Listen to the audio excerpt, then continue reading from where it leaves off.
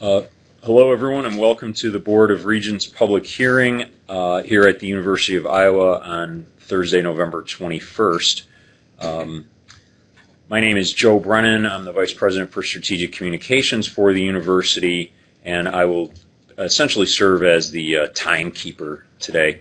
Let me just tell you what the format is. Anyone who'd like to speak can sign in, and then we'll go in the order that people are signed in. There's a 5-minute time limit. If you're getting up towards the end, I'll sort of give you, kind of 1 minute left to sign.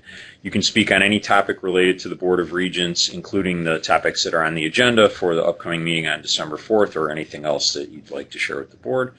The board will be videotaping this and watching this, and they would appreciate it if you'd identify yourself at the start of your presentation.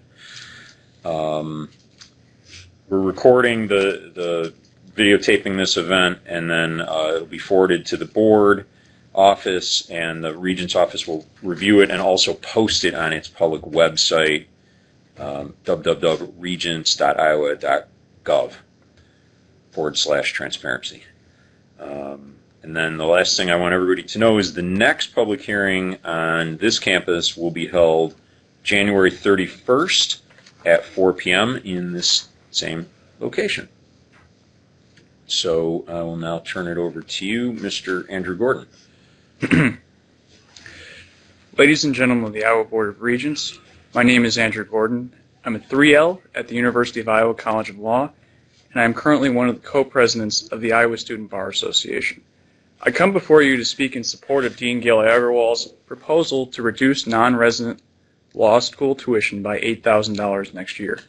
On behalf of the entire student body at the College of Law, the Student Bar Association has passed a resolution in support of Dean Agarwal's proposal. I want to explain to you why the students support this proposal and why you should vote in favor of it. Currently, non-resident law school tuition stands at a little more than $47,000, and resident tuition stands at roughly $26,000. In the University of Iowa's peer group, our resident tuition level is the 8th highest, yet non-resident tuition is the 4th highest. The difference between resident and non-resident tuition stands at roughly $21,000, which is the highest of any of our peer schools.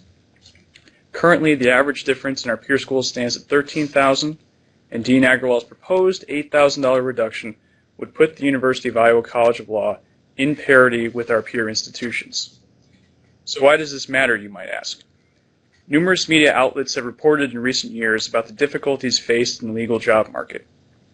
The lack of jobs available to newly minted lawyers has put downward pressure on market wages and made it more difficult for law students to pay off their student debt. As a result, the number of students taking the law school admissions test has decreased dramatically in recent years, and the College of Law has seen a consistent and substantial drop in the student body headcount. Until recently, on a percentage basis, the College of Law was faring relatively well and experiencing a below-average decline in student enrollment. However, that changed with our current class of first-year students, where the College of Law brought in roughly 60 fewer enrollees. This decrease constituted a 40% year-over-year decline in new enrollment compared to a national decline of 18%.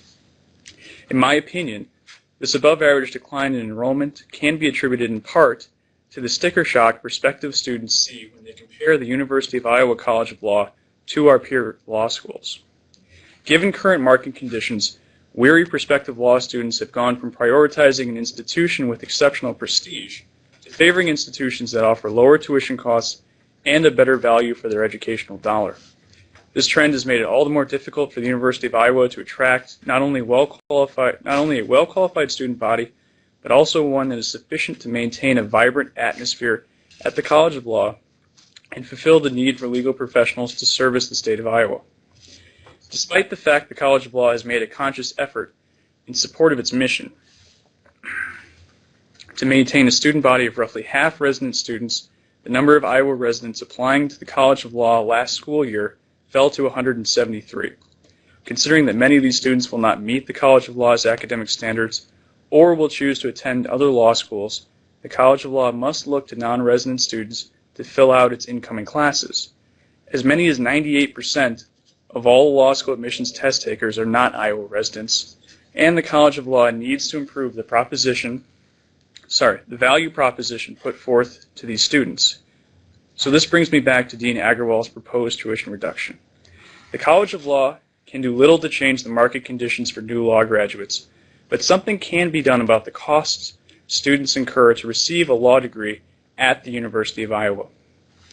What this proposal will do is make the College of Law appear more affordable to non-resident students and put the College of Law in a more competitive position with regard to attracting top prospective non-resident students. Having a larger, more diverse, more vibrant educational environment at the College of Law will not only improve the educational experience for law students at the University of Iowa, but will help the College of Law to train the next generation of Iowa lawyers. Let me conclude by saying that your vote in favor of Dean Agrawal's proposed tuition reduction is the smart thing to do, it's the right thing to do, and it's the best course of action for both the university and the state of Iowa. Thank you. Okay, thank you, Mr. Gordon. Welcome to stay in the room if you like, but I need to have the next person sit in the chair, and that would be Mackenzie Benson.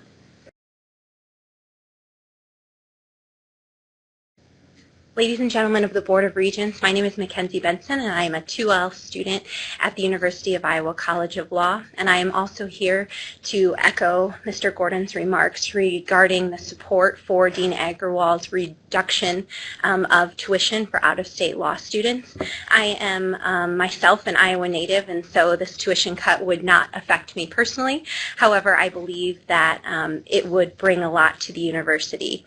First, I believe that especially in the area of law, that connections in the legal community are a very important part of the education that we receive. It is my out-of-state classmates from whom I have learned a lot about the way that the legal community functions in other states, and it is also these students that have brought in my own personal connections, and I believe that this is something that happens to many law students. They come to law school and benefit from the out-of-state students, and for this reason, I believe that the connections are one of the many reasons why the proposed tuition cut should be approved. I also believe that diversity in education as a principle is something that would be furthered by this proposed tuition cuts. It brings vibrancy to the classroom and extends discussion of the legal systems.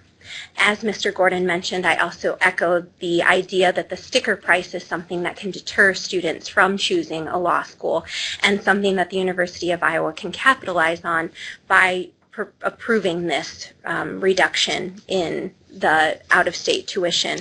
I believe that it is because of these reasons that reducing the sticker price will attract competitive out-of-state students and broaden these connections to the legal community by bringing diversity into our legal education here at the University of Iowa. Thank you for your time.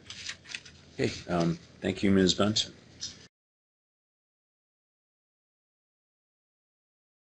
Me to state my name for the record or anything like that? All right. I'm Ben Gillick. Hopefully everyone has had a chance to meet with me.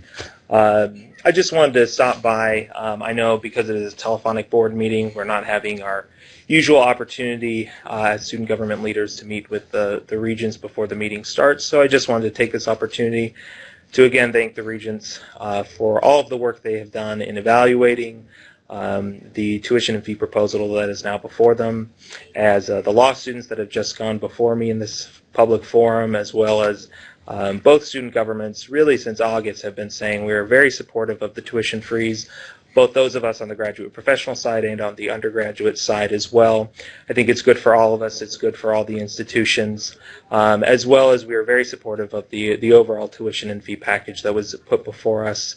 From the graduate and professional student side, as I mentioned in our meeting back in October, even small increases in graduate and professional tuition and fees do have a long-term effect on student debt, and that's something that the Board of Regents should take very seriously, and I know that you do. So more than anything else, I just wanted to take this opportunity to thank the board for their continued support of this institution and all three Regents institutions, and in particular graduate and professional student issues. myself and my other student government leaders will continue to have one-on-one meetings with board members over the next few months, talking about how we can continue to support particularly graduate and professional student issues. We talked a bit about tax credits and about using those to keep professional students in the state after they graduate, particularly important health science fields, doctors, dentists, pharmacists, nurses, etc. So very much looking forward to the continued conversations with both the board, with legislators as the session begins at the beginning of the new year. But again, more than anything, I wanted to just thank the board for their continued investment in these institutions and for their engagement with student leaders in particular. So thank you very much. Thank you, Ben. Thanks for coming today. I'm going to pause this video now until we get more people who come